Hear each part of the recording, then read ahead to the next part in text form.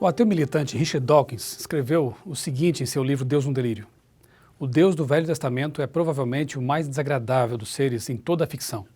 O ciúme e o orgulho do mesmo o leva a um mimado e imperdoável controle dos mais fracos, com evidente sede de sangue e desejo de limpeza racial.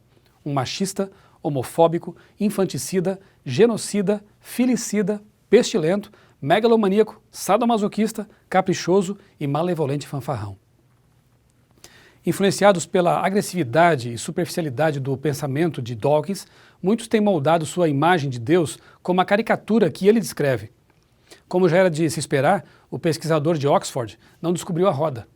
Ao longo dos séculos da história do cristianismo, muitos outros indivíduos se levantaram contra o sanguinário Deus do Antigo Testamento. Independentemente de quem tenha levantado dúvidas sobre o caráter de Yahvé, precisamos ser honestos o bastante em reconhecer que algumas passagens das escrituras hebraicas são aparentemente o oposto da famosa declaração do apóstolo João que diz: Deus é amor. Neste estudo, nós buscaremos respostas para textos do Antigo Testamento que ordenam genocídios e serviram de base para a escravidão em Israel. Qualquer leitor do texto bíblico deve sempre se lembrar de que o simples fato de o autor registrar determinada situação não significa que ele aprove ou desaprove isso. Esse é um erro comum cometido por cristãos e também por não cristãos. O Antigo Testamento narra o suicídio de Saul, mas não ordena que nós imitemos essa ação. O mesmo pode ser dito com respeito às histórias de adultério, incesto, assassinato e até poligamia. Descrever um evento não significa aprová-lo ou prescrevê-lo.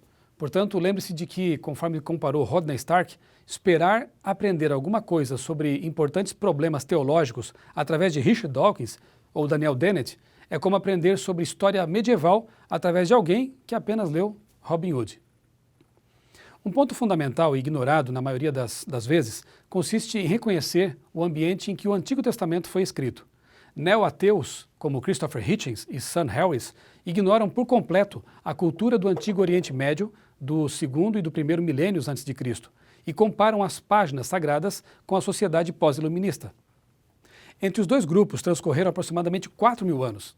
Isso nos deve alertar contra o perigo de comparar as leis do Antigo Testamento com as nossas leis atuais, ignorando o contexto de cada uma delas. Vejamos, por exemplo, o caso da escravidão.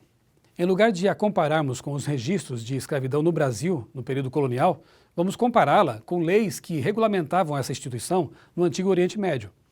Na lei mosaica, sequestrar alguém para ser vendido como escravo era um crime punido com pena de morte. Um escravo hebreu deveria trabalhar apenas 6 anos para pagar sua dívida, sendo libertado no 7º ano sem pagar nada.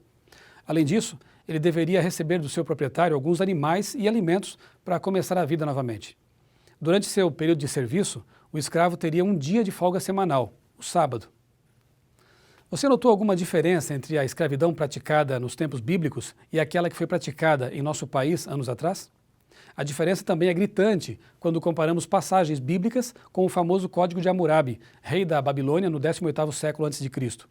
Se algum escravo fugisse, ele deveria ser morto, enquanto que, segundo as orientações do Antigo Testamento, em Israel, esse escravo deveria ser protegido. Proteger um escravo fugitivo na Babilônia era uma grande ofensa também punida com morte, como evidenciado nas leis 15 a 20 do Código de Hammurabi. Alguém pode questionar o motivo pelo qual Deus não aboliu a escravidão entre os israelitas. Lembre-se de que eles estavam inseridos num ambiente histórico impregnado dessa prática. Mesmo que Deus a abolisse, isso não mudaria a forma como eles pensavam. Imagine o árduo processo cultural para tornar a Arábia Saudita, por exemplo, em uma democracia. Mas, sem dúvida, a legislação israelita oferecia tratamento muito mais humano aos escravos.